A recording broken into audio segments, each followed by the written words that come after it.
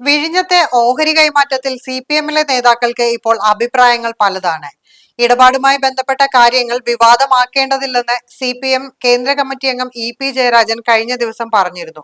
വിഴിഞ്ഞം തുറമുഖത്തിന്റെ പേരിൽ വിവാദത്തിലേക്ക് പോയി പ്രവർത്തനം നിർജീവമാക്കുന്നത് കേരളത്തിന് ഗുണകരമല്ലെന്നും അദ്ദേഹം പറഞ്ഞു. പിണറായിയോടും MV ഗോവിന്ദനോടുമുള്ള വിയോജിപ്പാണ് EP-യുടെ വാക്കുകളിലൂടെ പ്രകടമാകുന്നത്. കേന്ദ്ര കമ്മിറ്റി അംഗം PK ശ്രീമതിയും KK ശൈലജയും ഈ വിഷയത്തിൽ പ്രതികരിച്ചത് KK രാഗേഷിനെ വിമർശിച്ചുകൊണ്ടാണ്. MD സ്ഥാനത്ത് നിന്ന് ദിവ്യ S അയ്യരെ മാറ്റിയതുമായി ബന്ധപ്പെട്ട KK രാഗേഷിന്റെ വിമർശനം ഇരു നേതാക്കളും തള്ളി. രാഗേഷിന്റെ വാദം രാഗേഷ് തന്നെ തെളിയിക്കട്ടെ എന്നാണ് PK ശ്രീമതി പറഞ്ഞത്.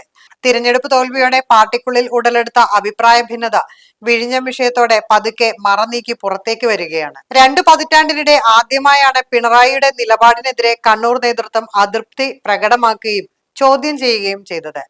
കണ്ണൂർ നേതൃത്വത്തോടെ ഇപ്പോൾ പിണറായി വിജയൻ കടുത്ത അതൃപ്തിയിലുമാണ്. നേതാക്കളുടെ വിമർശനത്തിലും MV ഗോവിന്ദൻ KK രാഗേഷിനെ ചേർത്ത് പിടിച്ച് ഒപ്പം തന്നെയുണ്ട്. വിവാദങ്ങളുടെയും അതൃപ്തികളുടെയും നടുവിലാണ് സംസ്ഥാന നേതാക്കളെങ്കിലും കേരളത്തിലെ അടക്കം നിയമസഭാ തെരഞ്ഞെടുപ്പ് തോൽവി വിലയിരുത്താനുള്ള CPM കേന്ദ്ര കമ്മിറ്റി യോഗം ഡൽഹിയിൽ ആരംഭിച്ചു.